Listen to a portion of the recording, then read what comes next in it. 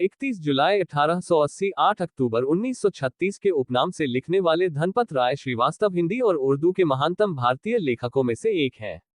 उन्हें मुंशी प्रेमचंद व नवाब राय नाम से भी जाना जाता है और उपन्यास सम्राट के नाम से अभिहित किया जाता है। इस नाम से उन्हें सर्वप्रथम बंगाल के विख्यात उपन्यासकार शरत चंद्र चट्टोपाध्याय ने संबोधित किया था। प्रेमचंद ने हिंदी कहानी और उपन्यास की एक ऐसी परंपरा का विकास किया जिसने पूरी शती के साहित्य का मार्गदर्शन किया।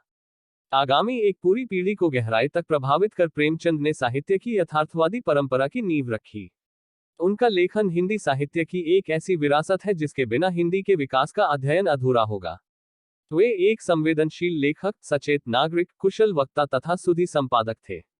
20वीं शती के पूर्वार्ध में, जब हिंदी में तकनीकी सुविधाओं का अभाव था, उनका योगदान अतुलनीय है। प्रेमचंद के बाद जिन लोगों ने साहित्य को सामाजिक सरोकारों और प्रगतिशील मूल्यों के साथ आगे बढ़ाने का काम किया, उनमें यशपाल से लेकर मुक्तिबोध तक शामिल हैं। प्रेमचंद का जन्म 31 जुलाई 1880 को वाराणसी के निकट लम्ही गांव में हुआ था। उनकी माता का नाम आनंदी देवी था तथा पिता मुंशी अजायब राय लम्ही में डाक मुंशी थे। उनकी शिक्षा का आरंभ उर्दू, फारसी से हुआ और जीवन यापन का अध्यापन से। पढ़ने का शौक उन्हें बचपन से ही लग गया। 13 साल की उम्र में ही उन्होंने तिलिस्म होशरुबा पढ़ लिया और उन्होंने उर्दू के मशहूर रचनाकार रत्ननाथ, शरसार, मिर्जा रुसबा और मौलाना शरर के उपन्यासों से परिचय प्राप्त कर लिया। 1898 में मैट्रिक की परीक्षा उत्तीर्ण करने के बाद वे एक स्थानीय विद्यालय में शिक्षक नियुक्त हो गए। नौकरी के साथ ही उन्होंने पढ़ाई जारी रखी। 1910 में उन्होंने अंग्रेजी, दर्शन, फारसी और इतिहास लेकर इंटर पास किया और 1919 में B.A. पास करने के बाद शिक्षा विभाग के इंस्पेक्टर पद पर नियुक्त हुए। 7 वर्ष की अवस्था में उनकी माता तथा 14 वर्ष की अवस्था में पिता का देहांत हो जाने के कारण उनका प्रारंभिक जीवन संघर्षमय रहा। उनका पहला विवाह उन दिनों की परंपरा के अनुसार 15 साल की उम्र में हुआ, जो सफल नहीं रहा। वे आर्य समाज से प्रभावित रहे, जो उस समय का बहुत बड़ा धार्मिक और सामाजिक आंदोलन था। उन्होंने विधवा विवाह का समर्थन किया और 1906 में दूसरा विवाह अपनी प्रगतिशील परंपरा के अनुरूप बाल विधवा शिवरानी देवी से किया। उनकी 3 संतानें हुई, श्रीपत राय, अमृत राय और कमला देवी श्रीवास्तव। 1910 में उनकी रचना सोजे वतन, राष्ट्र का विलाप के लिए हमीरपुर के जिला कलेक्टर ने तलब किया और उन पर जनता को भड़काने का आरोप लगाया। सोजे वतन की सभी प्रतियां जब्त कर नष्ट कर दी गईं। कलेक्टर ने नवाब राय को हिदायत दी कि अब वे कुछ भी नहीं लिखेंगे, यदि लिखा तो जेल भेज दिया जाएगा। इस समय तक प्रेमचंद धनपत राय नाम से लिखते थे। उर्दू में प्रकाशित होने वाली जमाना पत्रिका के संपादक और उनके अजीज दोस्त मुंशी दयानारायण निगम ने उन्हें प्रेमचंद नाम से लिखने की सलाह दी। इसके बाद वे प्रेमचंद के नाम से लिखने लगे। उन्होंने आरंभिक लेखन जमाना पत्रिका में ही किया। जीवन के अंतिम दिनों में वे गंभीर रूप से बीमार पड़े। उनका उपन्यास मंगलसूत्र पूरा नहीं हो सका और लंबी बीमारी के बाद 8 अक्टूबर 1936 को उनका निधन हो गया। उनका अंतिम उपन्यास मंगलसूत्र उनके पुत्र अमृत ने पूरा किया। प्रेमचंद का कुल दरिद्र कायस्थों का था, जिनके पास करीब 6 बीघे जमीन थी और जिनका परिवार बड़ा था। प्रेमचंद के पितामह मुंशी गुरु सहाय लाल पटवारी थे। उनके पिता मुंशी अजायब लाल डाक मुंशी थे और उनका वेतन लगभग 25 रुपये मासिक था। उनकी मां आनंद देवी सुंदर, सुशील और सुघड़ महिला थी।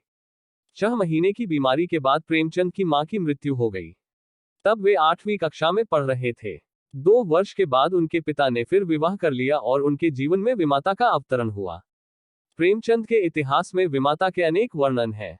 ये स्पष्ट है कि प्रेमचंद के जीवन में मां के अभाव की पूर्ति विमाता द्वारा न हो सकी थी। जब प्रेमचंद 15 वर्ष के थे, उनका विवाह हो गया। वह विवाह उनके सौतेले नाना ने तय किया था। उस काल के विवरण से लगता है कि लड़की न तो देखने में सुंदर थी, न वह स्वभाव से शीलवती थी। वह झगड़ालू भी थी। प्रेमचंद के कोमल मन का कल्पना भवन मानो नींव रखते रखते ही ढह गया।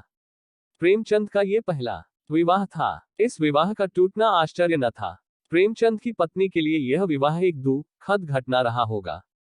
जीवन पर्यंत यह उनका अभिशाप बन गया। इस सब का दोष भारत की परंपरागत विवाह प्रणाली पर है, जिसके कारण यह व्यवस्था आवश्यकता से भी अधिक जुए का खेल बन जाती है। प्रेमचंद ने निश्चय किया कि अपना दूसरा विवाह वे किसी विधवा कन्या से करेंगे। ये निश्चय उनके उच्च विचारों और आदर्शों के ही अनुरूप था। सन 1905 के अंतिम दिनों में आपने शिवरानी देवी से शादी कर ली। शिवरानी देवी बाल विधवा थी। उनके पिता फतेहपुर के पास के इलाके में एक साहसी जमींदार थे और शिवरानी जी के पुनर्विवाह के लिए उत्सुक थे। सन 1916 के आदिम युग में ऐसे विचार मात्र की साहसिकता का अनुमान किया जा सकता है। ये कहा जा सकता है कि दूसरी शादी के पश्चात इनके जीवन में परिस्थितियां कुछ बदली और आय की आर्थिक तंगी कम हुई। इनके लेखन में अधिक सजगता आई। प्रेमचंद की पदोन्नति हुई तथा ये स्कूलों के डिप्टी इंस्पेक्टर बना दिए गए। इसी खुशहाली के जमाने में प्रेमचंद की 5 कहानियों का संग्रह सोजे वतन प्रकाश में आया। ये संग्रह काफी मशहूर हुआ। शिवरानी जी की पुस्तक प्रेमचंद घर में प्रेमचंद के घरेलू जीवन का सजीव और अंतरंग चित्र प्रस्तुत करती है। प्रेमचंद अपने पिता की तरह पेचिश के शिकार थे और निरंतर पेट की व्याधियों से पीड़ित रहते थे। प्रेमचंद स्वभाव से सरल, आदर्शवादी व्यक्ति थे। वे सभी का विश्वास करते थे, किंतु निरंतर उन्हें धोखा खाना पड़ा। उन्होंने अनेक लोगों को धन राशि कर्ज दी, किंतु बहुधा ये धन लौटा ही नहीं। शिवरानी देवी की दृष्टि कुछ अधिक सांसारिक और व्यवहार कुशल थी। वे निरंतर प्रेमचंद की उदार हृदयता पर ताने कसती थी, क्योंकि अनेक बार कुपात्र ने ही इस उदारता का लाभ उठाया। प्रेमचंद स्वयं संपन्न न थे और अपनी उदारता के कारण अर्थ संकट में फंस जाते थे। ढपोर शंख शीर्षक कहानी में प्रेमचंद एक कपटी साहित्यिक द्वारा अपने ठगे जाने की मार्मिक कथा कहते हैं। गरीबी से लड़ते हुए प्रेमचंद ने अपनी पढ़ाई मैट्रिक तक पहुंचाई। जीवन के आरंभ में ही इनको गांव से दूर वाराणसी पढ़ने के लिए नंगे पांव जाना पड़ता था। इसी बीच में इनके पिता का देहांत हो गया। प्रेमचंद को पढ़ने का शौक था, आगे चलकर यह वकील बनना चाहते थे, मगर गरीबी ने इन्हें तोड़ दिया। प्रेमचंद ने स्कूल आने जाने के झंझट से बचने के लिए एक वकील साहब के यहाँ ट्यूशन पकड़ लिया और उसी के घर में एक कमरा लेकर रहने लगे। इनको ट्यूशन का 5 रुपया मिलता था। 5 रुपये में से 3 रुपये घर वालों को और 2 रुपये से प्रेमचंद अपनी जिंदगी की गाड़ी को आगे बढ़ाते रहे। प्रेमचंद महीना भर तंगी और अभाव का जीवन बिताते थे।